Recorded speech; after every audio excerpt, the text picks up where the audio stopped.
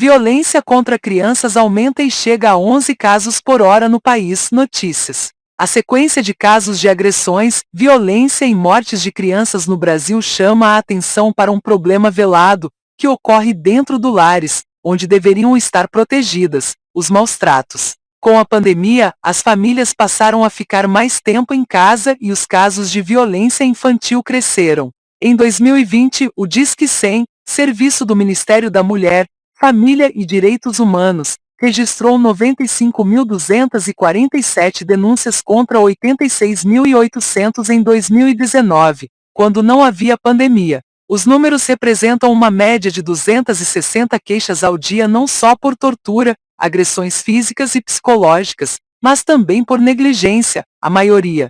Por hora, a média é de quase 11 denúncias. O estado de São Paulo lidera o ranking com 23.870 denúncias, seguido pelo Rio de Janeiro com 12.470 e Minas Gerais, com 12.040.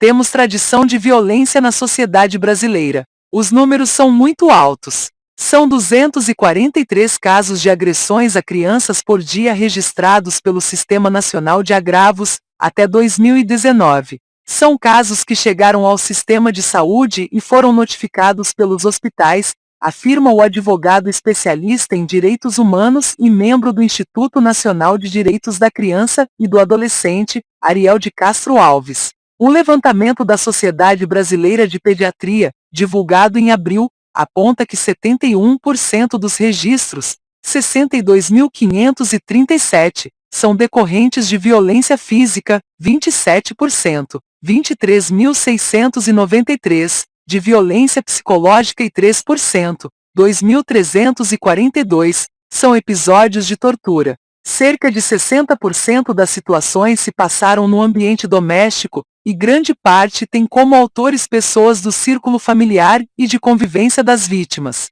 A criança e o adolescente não sabem quem procurar e nem sabem se é violência por ser recorrente. Eles precisam confiar em um adulto para relatar e fica ainda mais difícil por estarem submissos aos agressores, que fazem ameaças de desacreditação da criança ou até dão presentes para compensar. A criança tem dificuldade de discernir as situações, explica o advogado. Ainda de acordo com a Sociedade Brasileira de Pediatria, 103.149 crianças e adolescentes de até 19 anos morreram vítimas de agressões na última década no Brasil. Entre 2010 e agosto de 2020, foram cerca de 2.000 óbitos de crianças com menos de 4 anos de idade. Caso Gael. O caso mais recente com repercussão nacional foi o do menino Gael de Freitas Nunes, de apenas 3 anos. Ele foi encontrado praticamente sem vida no chão da cozinha do apartamento onde morava com a mãe, a irmã de 13 anos e a tia-avó na Bela Vista, área nobre de São Paulo. Ele estava coberto com a toalha de mesa, em meio ao vômito, quando foi localizado por parentes, ao lado da mãe, que está presa preventivamente suspeita do crime. Ela alega não lembrar do que aconteceu e a defesa pretende entregar laudos que atestam que a mãe teve um surto psicótico. Ela já foi internada 4 vezes. Ao ser localizada, não tinha qualquer reação, parecia catatônica, segundo o relato de um enfermeiro à Record TV. A tia-avó escutou barulhos fortes de batidas na parede e estilhaços, mas achou que o som era de outro apartamento. A idosa disse que logo depois o menino parou de chorar. Marcas do anel usado pela mãe estavam na criança. Os pais do menino estão separados e ele disse não ter notado qualquer comportamento estranho da ex-mulher. As últimas palavras do filho a ele foram: "Papai, te amo." Caso Henri Borel. No Rio de Janeiro, no dia 8 de março, Henri Borel perdeu a vida aos 4 anos. A mãe, Monique Medeiros, e o padrasto, o então vereador Dr. Jairinho, estão presos pelo homicídio, com os agravantes. Motivo torpe, impossibilidade de defesa da vítima e crueldade. Segundo o laudo do IML, Instituto Médico Legal, o menino morreu por causa de uma pancada forte no fígado, que provocou uma hemorragia e matou a criança em poucos minutos. Foram identificadas 23 lesões no corpo e as primeiras agressões teriam começado 4 horas antes da morte. A mãe também vai responder por omissão em outro episódio de violência ocorrido em 12 de fevereiro, além de prestar falsa informação ao hospital. Mãe e babá da criança sabiam das agressões. Henry tinha medo de ficar com o padrasto.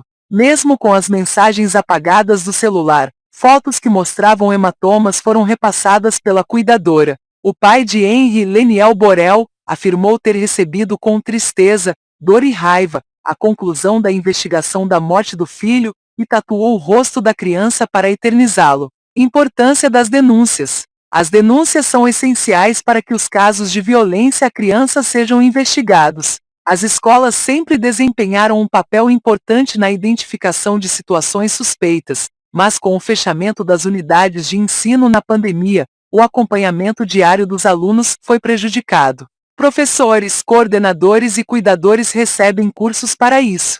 Entre os sinais estão a mudança de comportamento da criança, queda no desempenho escolar, menos disciplina. Se a criança era agitada e agora está calma, se tem choro repentino, medo de um adulto, passou a urinar na cama, além das lesões. Mas nem toda violência deixa marcas, exemplifica Ariel de Castro Alves. Uma vez identificada a agressão ou a ausência do aluno em dias consecutivos sem justificativa, as escolas enviam um ofício ao Conselho Tutelar.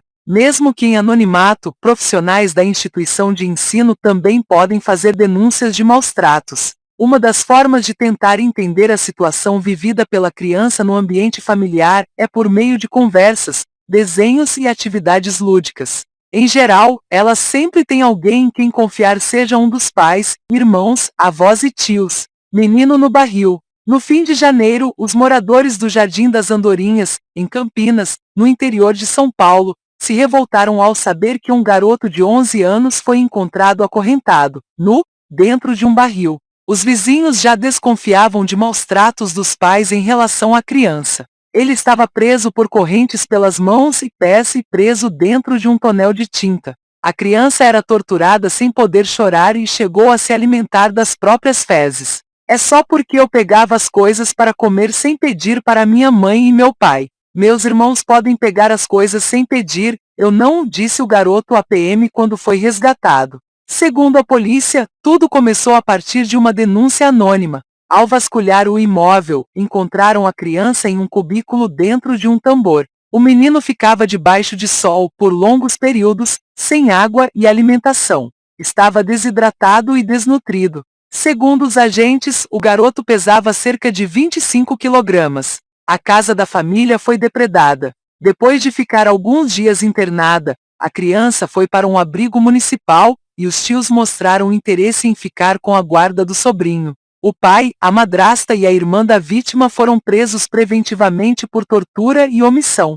Atendimentos às vítimas. Com a pandemia, os órgãos de proteção à criança tiveram o atendimento prejudicado. Muitos funcionários foram afastados, outros estão em trabalho remoto e as unidades funcionam de forma parcial, o que dificulta a apuração de casos de violência doméstica. Não há como investigar à distância. Em vídeo, o agressor pode estar ao lado da criança e a orientando sobre o que dizer. Tem que ser presencial. Vídeo caso de Campinas, menino no barril que o Conselho Tutelar fazia acompanhamento por telefone e disse que o caso estava evoluindo bem, mas a criança quase morreu e estava desnutrida, lembra o advogado especialista em direitos humanos. Teoria e prática. O ECA, Estatuto da Criança e do Adolescente, reúne uma legislação robusta de proteção aos direitos da criança, mas nem sempre é colocado em prática. Ainda há uma estrutura deficitária nos conselhos tutelares, em geral não há centros de referência à criança e o serviço é prestado por unidades que já estão sobrecarregadas com outras demandas, como população em situação de rua,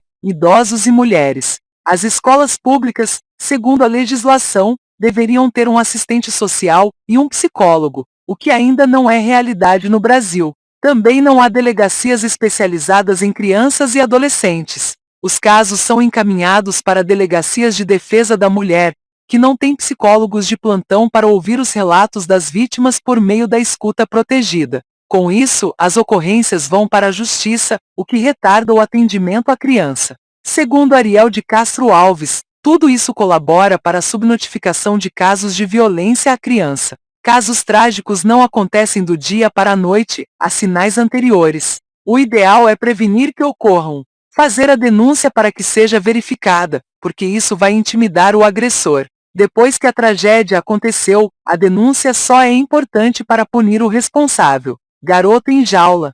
Em março, no Distrito Federal, a Polícia Militar resgatou uma criança mantida pelo pai em uma jaula na caçamba de um veículo. O menino de 6 anos foi espancado após uma briga e deixado no carro usado para transportar reciclados.